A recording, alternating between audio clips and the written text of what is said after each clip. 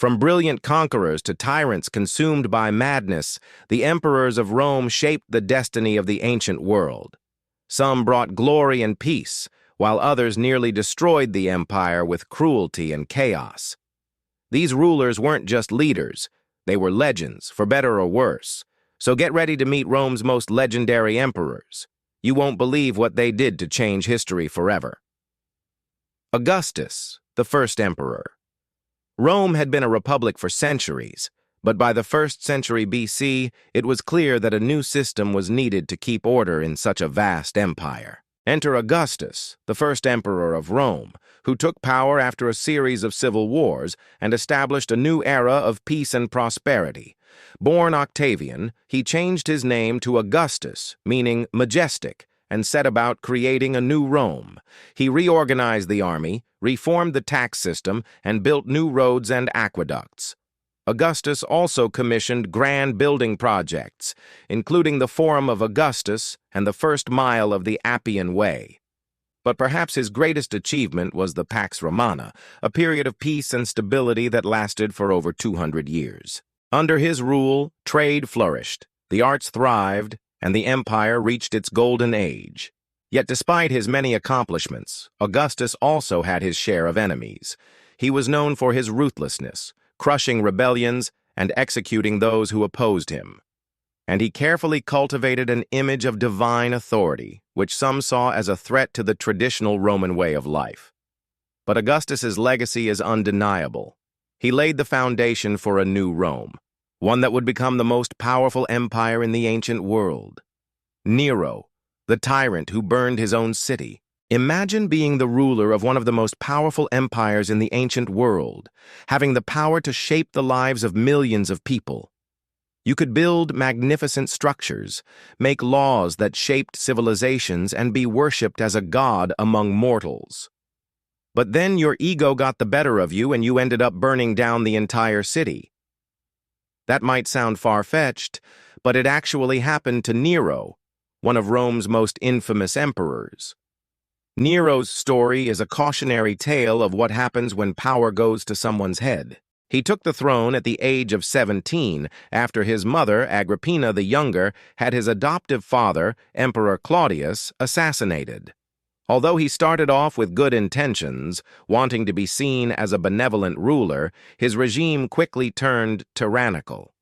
He persecuted Christians, murdered his own family members, and even unleashed poisonous snakes into the audience at the Colosseum, killing hundreds of spectators.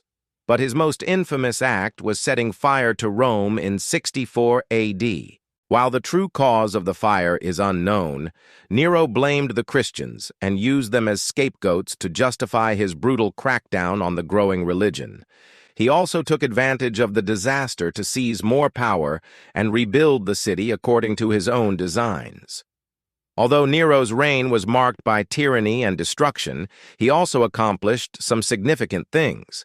He commissioned the construction of the Domus Aurea, a massive palace complex that became a symbol of his wealth and power.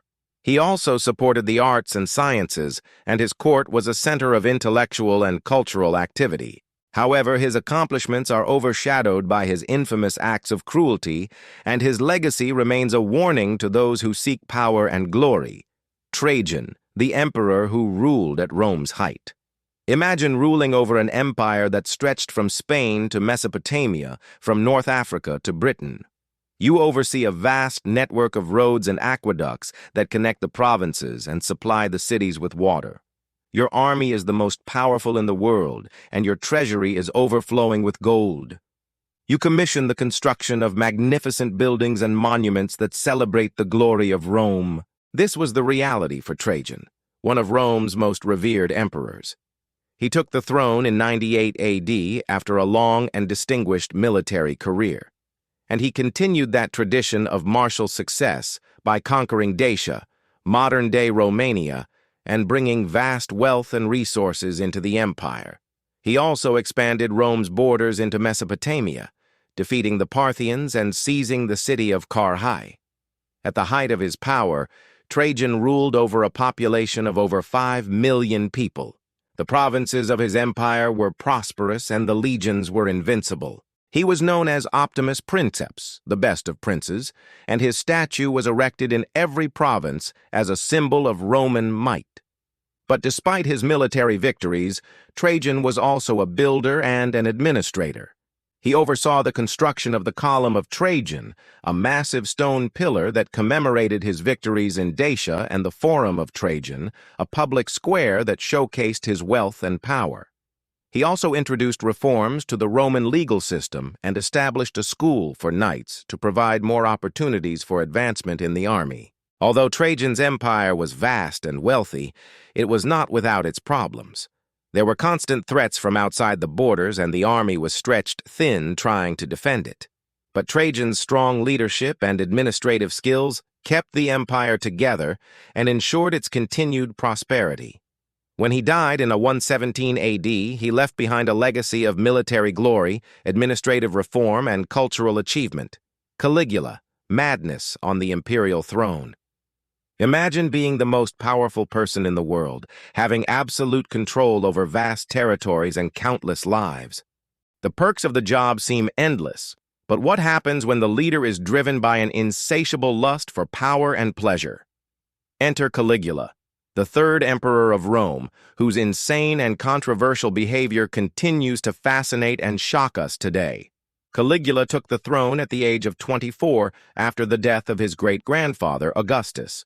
But unlike his predecessors, he was not interested in maintaining the Pax Romana or expanding the empire. Instead, he threw himself into a life of luxury and debauchery, hosting extravagant parties, acquiring exotic animals, and amassing a fortune. As the son of the infamous Drusus and step-grandson of Tiberius, Caligula had no shortage of enemies at court. He was constantly fighting with the Praetorian Guard, the elite military force that protected the emperor. And his erratic behavior alienated many of his advisors and courtiers. Despite his excesses, Caligula was not entirely without accomplishment. He reformed the imperial bureaucracy, reorganized the army, and introduced a new currency. But these achievements were overshadowed by his notorious behavior. He hosted orgies, prostituted himself, and chained women to chariots like horses. He was known for his cruelty, torturing and executing those who displeased him. And he delighted in shocking the Roman populace with his bizarre antics. One of Caligula's most infamous episodes was his profligate spending on a pleasure boat, which he used to cruise the Mediterranean. He hosted feasts, staged chariot races, and prostituted himself aboard the vessel, spending as much as 100 million sesterces per day. This was not just a display of wealth, but a symbol of his decadence and extravagance. Another shocking episode was his decision to erect a statue of himself in the Roman Forum, a place reserved for gods and great heroes. This act of hubris was seen as an insult to Roman tradition, and it enraged many of his subjects. In the end, Caligula's excesses caught up with him. He was assassinated in 41 AD by members of his own family, ending his short but tumultuous reign. Constantine the Great, the emperor who changed Rome forever. Imagine being the emperor of one of the largest and most diverse empires in the ancient world, ruling over a population of over 1 billion people from the British Isles to the Arabian Peninsula.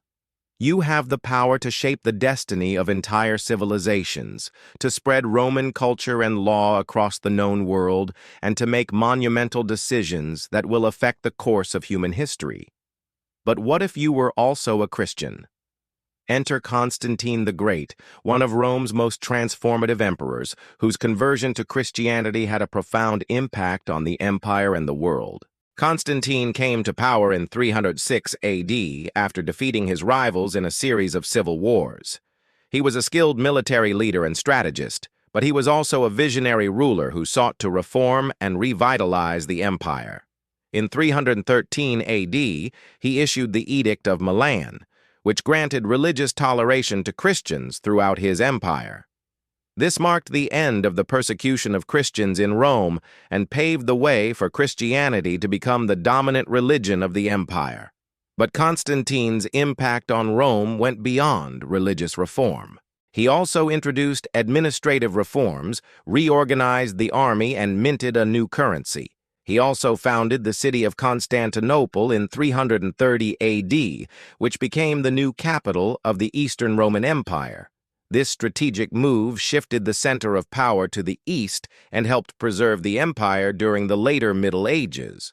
But perhaps Constantine's greatest legacy was the Council of Nicaea, which he convened in 325 AD to address the growing disputes within Christianity. The council produced the Nicene Creed, a statement of faith that defined the core beliefs of the Christian Church. Constantine also commissioned the construction of the Church of the Holy Sepulchre in Jerusalem, which became one of the holiest sites in Christianity. Despite his accomplishments, Constantine was not without his flaws. He was known for his ruthlessness, murdering his rivals and consolidating power. And he struggled to balance the demands of his empire with his religious duties. Nevertheless, his impact on Rome and Christianity was profound. He transformed the empire from a persecutor of Christians to a patron of the church, and he helped shape the course of religious history. Rome's emperors were larger than life.